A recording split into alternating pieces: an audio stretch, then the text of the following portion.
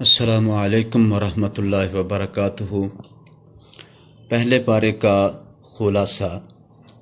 پہلے پارے میں سب سے پہلے سورۃ الفاتحہ ہے۔ سورہ فاتحہ کے کئی سارے نام ہیں۔ کسی بھی سورت کے زیادہ نام اس بات پر دلالت کرتے ہیں کہ اس کی فضیلت زیادہ ہے، کیونکہ ہر نام کسی نہ کسی خاص وجہ اور خاص فضیلت کی وجہ سے ہے۔ سورۃ الفاتحہ کا فاتحہ نام اس لحاظ سے ہے کہ یہ قرآن پاک کا افتتاح کرنے والی، آغاز کرنے والی اور کھولنے والی ہے، جسے ہم عام لفظوں میں دیباچہ کہہ سکتے ہیں۔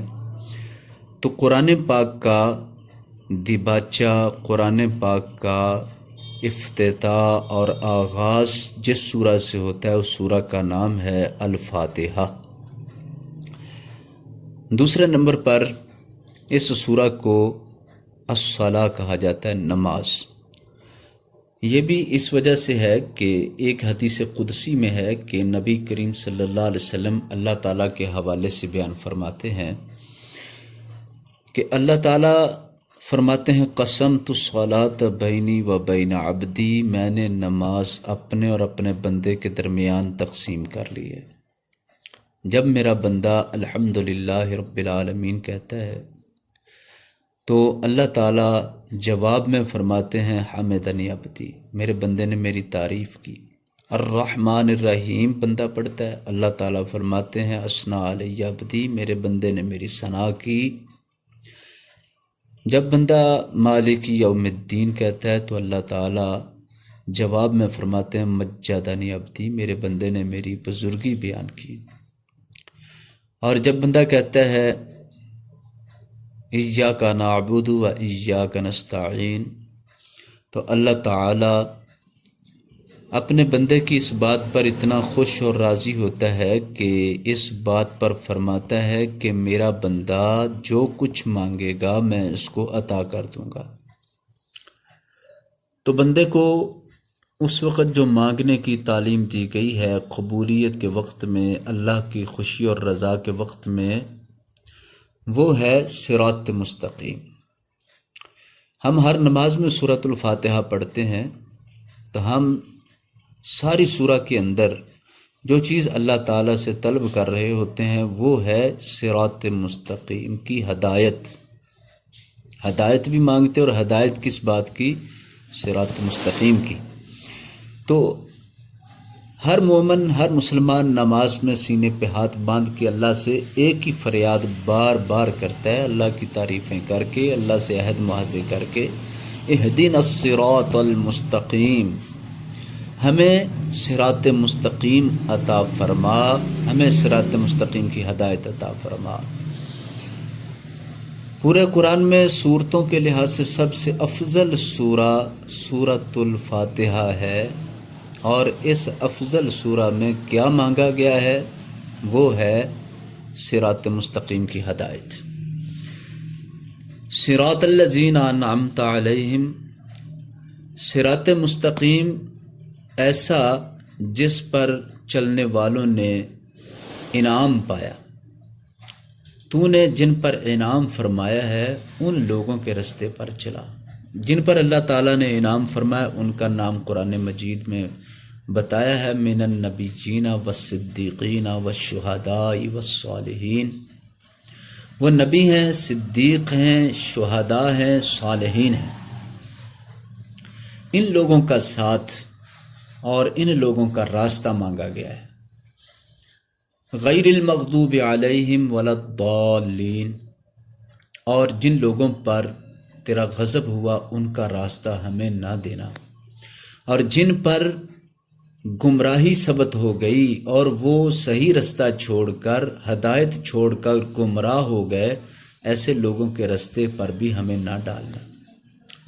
یہ ہے بہترین دعا، یوں کہہ لیں ساری دعاؤں میں سے اعلیٰ دعا تو ہدایت کی دعا ہے، جو ہم اللہ تعالیٰ سے اس طرح اللہ تعالیٰ کے ہی کلام پاک سے لے کر ہر نماز کے قیام کے اندر اللہ تعالیٰ کے سامنے دعا کرتے ہیں۔ یہاں دو باتیں اہم ہیں۔ ایک بات تو یہ ہے کہ اللہ تعالیٰ ایاک نعبد و ایاک نستعین پر اتنا خوش اور راضی کیوں ہوتے ہیں کہ جس کی بنا پر اللہ تعالیٰ فرمائے کہ اب میرا بندہ جو مانگے میں عطا کروں گا۔ یہ جملہ بڑا اہم ہے، بلکہ پوری سورہ کے اندر ساری سورہ کا ایک سرتاج جملہ ہے، اعلیٰ جملہ ہے جو اللہ کو بہت پسند ہے۔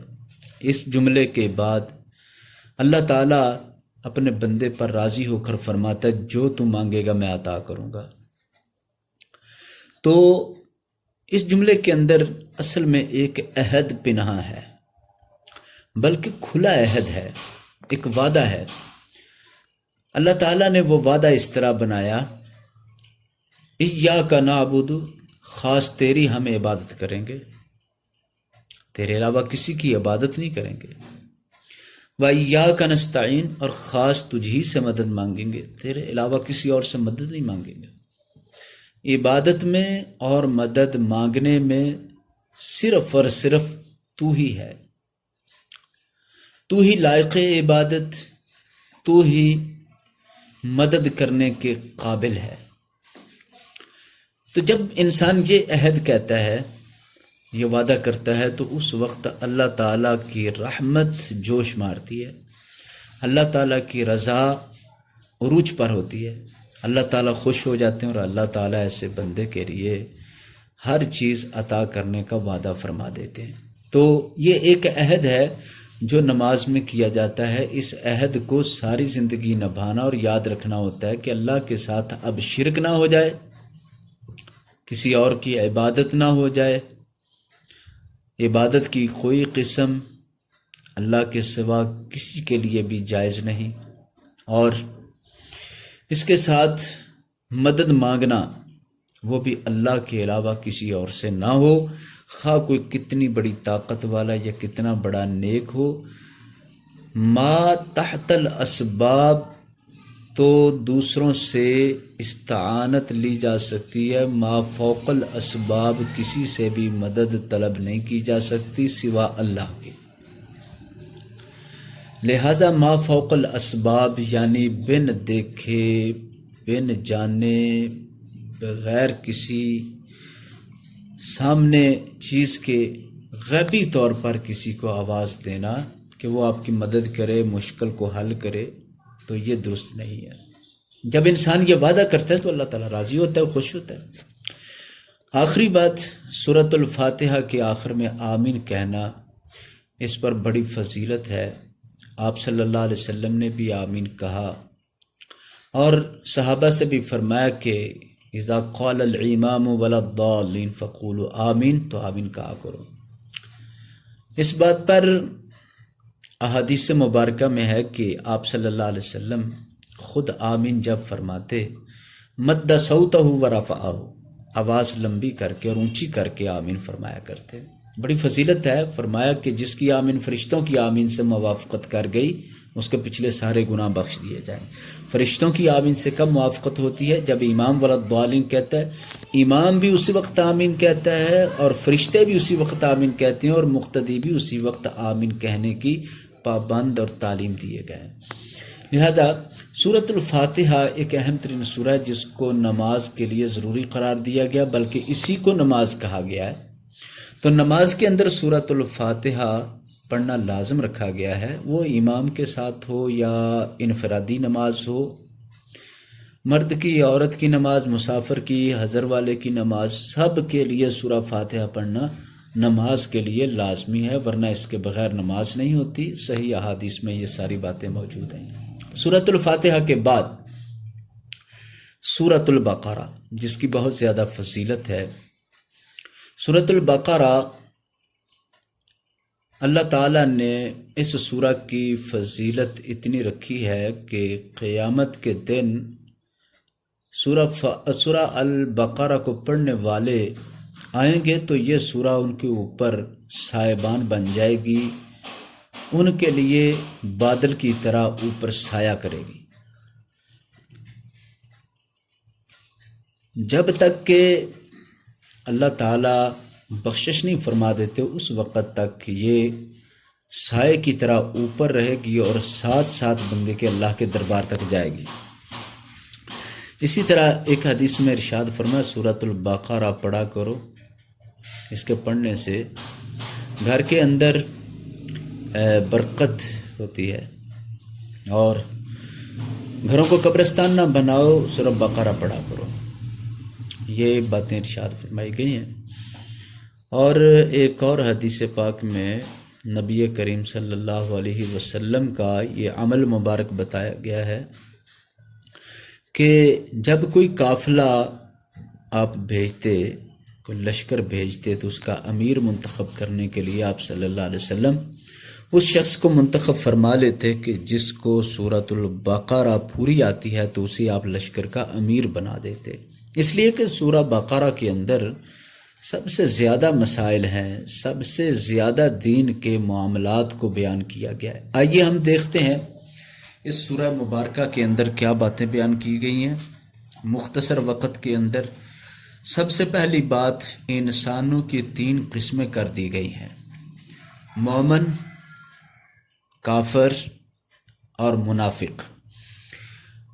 مومن کی صفتیں بھی بتائی گئیں کہ ایمان والے کیسے ہوتے ہیں، نماز پڑھتے ہیں، ایمان بالغیب رکھتے ہیں، بغیر دیکھے ان چیزوں کو مانتے ہیں جو اللہ اور اس کے رسول نے بیان فرمائی ہیں، آخرت کے معاملے ہیں، جنت جہنم کے ہیں، اللہ کی ذات کے معاملے ہیں۔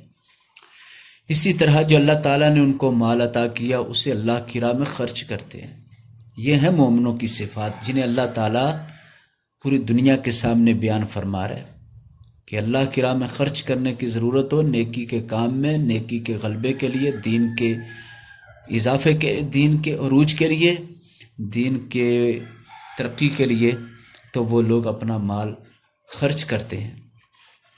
اسی طرح پچھلی کتابوں پر بھی ایمان ہے کہ اللہ نے نازل فرمائی، اگرچہ وہ تبدیل ہو گئیں اور اب ان پر عمل کرنے کی اجازت نہیں، لیکن اللہ کی طرف سے نازل ہونا ماننا ضروری اور اس پر ایمان رکھتے ہیں۔ اللہ کے مومن بندے آخرت پر بھی ایمان رکھتے ہیں، اور یہ آخرت ہی ایسی چیز ہے جس پر ایمان لانے کی وجہ سے انسان نیکی کرتا ہے اور برائی سے بچتا ہے۔ اگر آخرت کا روز جزا کا دن نہ ہو تو پھر کوئی شخص بھی نیکی نہ کرے اور برائی سے نہ بچے، کیونکہ بعد میں کوئی پوچھ گچھ تو ہونی نہیں ہے۔ تو احتساب، محاسبہ، یہ انسان کو چکنا کرتا ہے، محتاط کرتا ہے، خبردار کرتا ہے اور انسان کو سیدھی راہ پر رکھتا ہے۔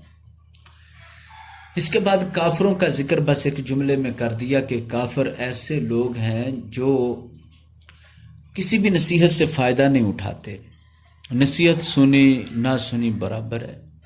ان کو آپ برے اعمال کے برے نتائج کا ڈراوا سناؤ یا نہ سناؤ، وہ اپنی روش ترک کرنے والے نہیں ہوتے۔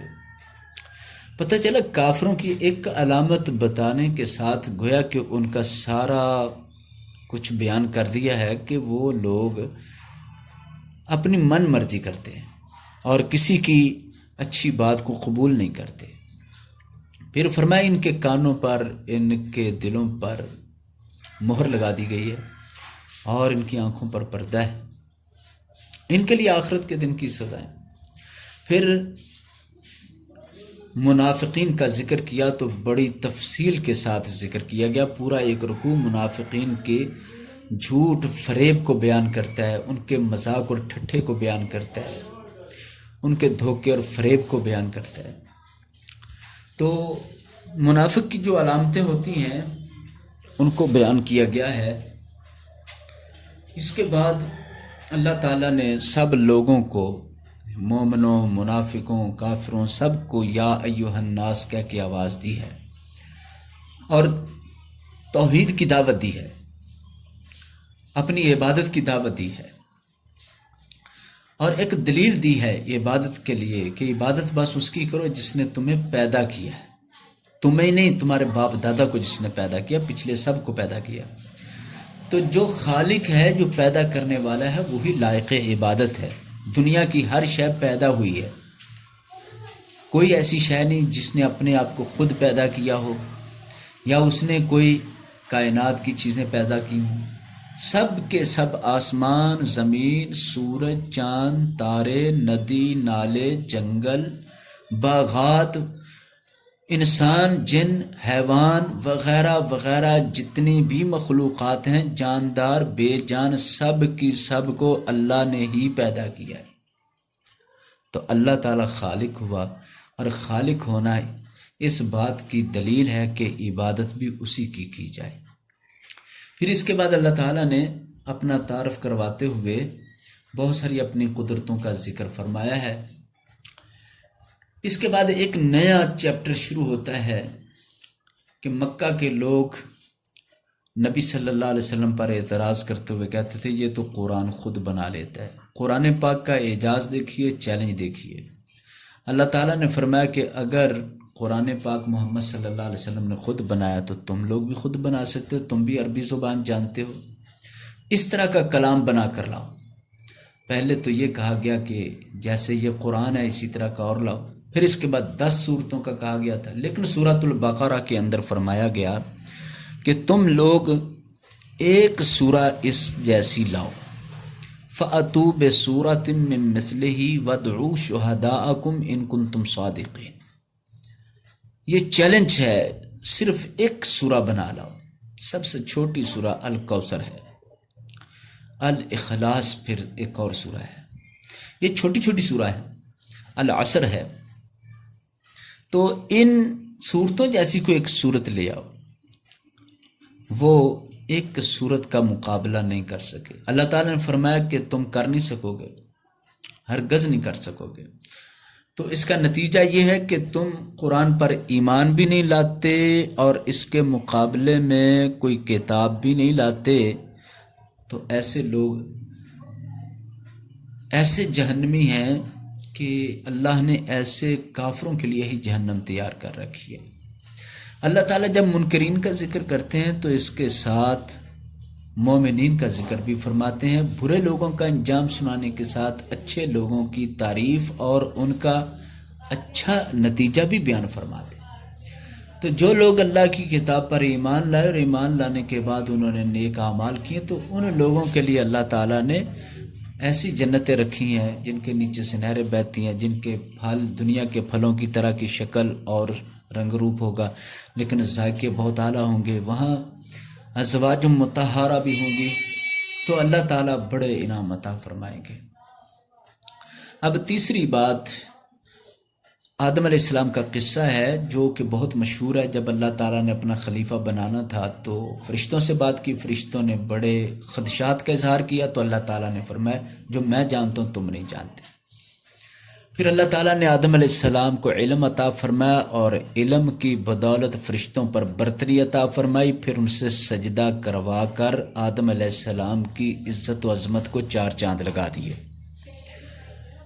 لیکن وہاں ایک حسد کا مارا شیطان، جو فرشتہ تو نہیں تھا، جنوں میں سے تھا اور فرشتوں میں رہتا تھا، بہت اعلیٰ درجہ اس نے پایا، لیکن اللہ کا حکم تھا کہ آدم کو سجدہ کرو، تو اس وقت اس کو بڑا حسد ہوا اور بہت دل میں جلن اور غصہ ہوا، جس کی بنا پر وہ متکبر ہو گیا اور اس نے سجدہ کرنے سے انکار کر دیا، کافروں میں سے ہو گیا۔ اللہ تعالیٰ نے اس سے بھی نکال دیا۔ بعد میں آدم علیہ السلام کو جنت میں، پھر ان کی بیوی، آخر کار شیطان نے وسوسے ڈال کر، خیالات دل میں، بہکاوے دل میں ڈال کر دھوکہ دیا اور کہنے لگا کہ تم اس درخت کو کھا لو جس سے اللہ نے منع کیا نا، اس سے فرشتہ بن جاؤ گے، ہمیشہ رہنے والے بن جاؤ گے، میں تمہارا خیر خواہ ہوں۔ آدم علیہ السلام اس کی باتوں میں آ گئے اور اللہ تعالیٰ کی بات بھول گئے، وہ درخت چکھ بیٹھے، فوراً جنت کے لباس اتر گئے، جنت سے نکلنے کا حکم ہو گیا، آدم علیہ السلام کو زمین پر بھیج دیا گیا، شیطان کو بھی زمین پر بھیج دیا گیا۔ آدم علیہ السلام نے رو رو کر اللہ تعالیٰ سے بخشش کی دعائیں کی، معافی مانگی، اللہ نے خود معافی کے الفاظ بھی سکھائے۔ ربنا ظلمنا انفسنا وان لم تغفر لنا وترحمنا لنکونن من الخاسرین۔ اے ہمارے پروردگار، ہم اپنی جانوں پر ظلم کر بیٹھے، اگر تو نے ہمیں معاف نہ فرمایا اور ہم پہ رحم نہ فرمایا تو ہم ظالموں میں سے ہو جائیں گے، خسارہ پانے والوں میں سے ہو جائیں گے، گھاٹا پانے والوں میں سے ہو جائیں گے۔ اللہ نے ان کی دعا کو قبول فرما کے معافی عطا فرما دی اور ان کو پھر اپنا محبوب بندہ بنا لیا۔ شیطان نے کیونکہ معافی نہیں مانگی بلکہ تکبر کیا، عذر بہانے سنانے لگ گیا اور کٹ حجتی کرنے لگا، بحث کرنے لگا، اللہ تعالیٰ نے اس کو اپنی رحمت سے ہمیشہ کے لیے محروم کر دیا۔ اس واقعہ کے اندر ایک بڑا سبق ہے کہ آدم علیہ السلام سے بھی غلطی ہوئی اور شیطان سے بھی غلطی ہوئی۔ آدم علیہ السلام نے معافی مانگی، ندامت اختیار کی تو اللہ نے ان کو معافی دے دی اور ان کا رتبہ قائم رکھا، جبکہ شیطان نے معافی نہیں مانگی اور تکبر کرنے لگا تو اللہ نے اس کو ذلیل اور رسوا کر کے اپنے دربار سے نکال دیا اور رحمت سے محروم کر دیا۔ اللہ تبارک و تعالی معافی مانگنے والوں کو، عاجزی کرنے والوں کو پسند فرماتا ہے۔ ہم آدم علیہ السلام کی اولاد ہیں تو ہمیں بھی یہی تعلیم دی گئی کہ آپ سے غلطی ہو جائے تو آپ اللہ سے معافی مانگنے میں دیر نہ کیجیے۔ اللہ تعالیٰ بڑا بخشنے والا مہربان ہے، معافی سچے دل سے ہو تو اللہ تعالیٰ بھی جلدی معافی عطا فرما دیتا ہے۔ اس کے بعد اگلا چیپٹر شروع ہوتا ہے بنی اسرائیل کی نافرمانیوں کا۔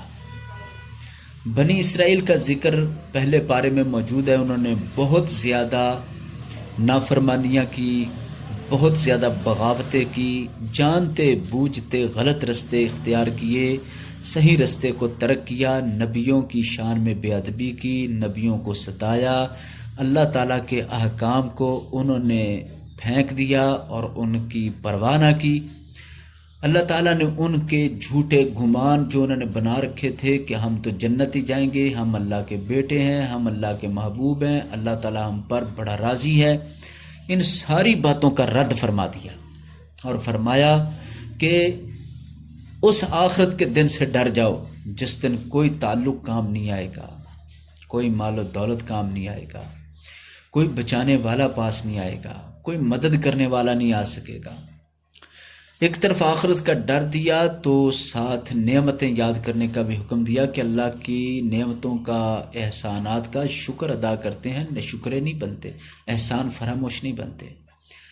ہر طرح سے اللہ تعالیٰ نے ان کو ہدایت دینے کے لیے سمجھایا، لیکن ان لوگوں نے ہمیشہ ہی اپنی غلطیوں کی سزائیں پائیں اور کبھی ان کو ذلیل بندر بنا دیا گیا ہفتے کے دن کی ناقدری کرنے کی وجہ سے، اور کبھی ان کے سروں پر پہاڑ طور کھڑا کر دیا گیا، کبھی ان کے اوپر کسی طرح کی سزا اور کبھی کسی طرح کا عذاب نازل کیا جاتا رہا۔ بہرحال اللہ کے غضب کا شکار رہے۔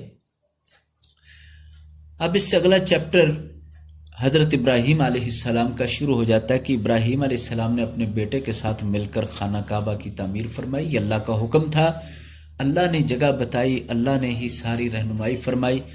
جب بن گیا تو اللہ تعالیٰ سے دعا کرنے لگے اور کئی ساری دعائیں کی۔ سب سے پہلے تو انہوں نے یہ دعا کی کہ اے باری تعالیٰ، میں نے جو عمل کیا، جو تجھے راضی کرنے کے لیے تیرا گھر بنایا، اسے قبول فرما۔ ربنا تقبل منا، اے ہمارے رب اسے قبول فرما۔ اس سے یہ سبق ملتا ہے کہ نیک اعمال کرنے کے بعد ہمیں ان کی قبولیت کی فکر کرنی ہوگی اور قبولیت کے لیے دعا اور التجا اللہ سے کرنی چاہیے، کیونکہ کتنا بڑا نیک عمل ہو اگر قبول نہ ہو تو ضائع ہے، اور اگر قبول ہو جائے تو پھر اس پر اجر اور جزا ملتی ہے۔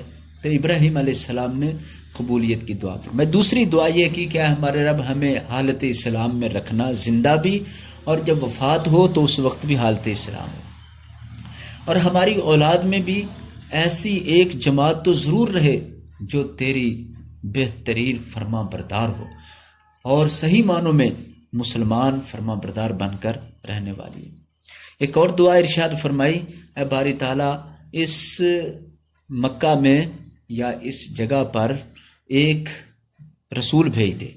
اے رسول کی دعا کی، مفسرین کے مطابق یہ رسول اللہ صلی اللہ علیہ وسلم کے حوالے سے دعا پوری ہوئی ہے، اور آپ صلی اللہ علیہ وسلم نے بھی فرمایا کہ میں اپنے باپ ابراہیم علیہ السلام کی دعا کا ثمر بن کر آیا ہوں۔ انہوں نے جو دعا کی تھی اس کی قبولیت بن کر میں آیا ہوں مکہ کے اندر۔ تو ابراہیم علیہ السلام نے یہ دعا کی کہ اللہ ایک رسول بھیج دے جو ان کو تیری آیتیں پڑھ کر سنائے اور ان کو تعلیم دے کتاب و حکمت کی، اور پھر ان کو گناہوں سے پاک اور صاف کر کے ان کا تزکیہ بھی فرمائے۔ یہ دعا کی ابراہیم علیہ السلام نے، اس طرح دعائیں کی۔ تو اس کے بعد پھر ابراہیم علیہ السلام نے اپنے بچوں کو بھی نصیحت کی، اپنے بیٹوں کو، پوتے یعقوب علیہ السلام کو بھی نصیحت کی، اسحاق علیہ السلام بھی بیٹے اور اسماعیل علیہ السلام بھی، اپنے بیٹوں اور پوتوں کو نصیحت کی، میرے بعد کس کی عبادت کرو گے؟ انہوں نے بتایا ہم اللہ کی بات کریں گے جس کی آپ نے ہمیں ساری زندگی تعلیم دی ہے۔ پتہ چلا کہ والدین اپنی اولاد کو دین کے معاملے میں پوچھتے رہیں، جس طرح کہ حضرت ابراہیم علیہ السلام نے اپنی اولاد کو اور اپنے پوتے کو پوچھا ہے۔ تو اس کے بعد اللہ تعالیٰ نے ایک بہت بڑی غلط فہمی رفع کی ہے کہ یہ سب لوگ یہودی، عیسائی اور مسلمان بھی، مکہ کے مشرک بھی، سب اپنے آپ کو ابراہیمی کہہ رہے ہیں، سب کہہ رہے ہیں ہم ابراہیمی ہیں، ہم ابراہیمی ہیں، ہم ابراہیمی۔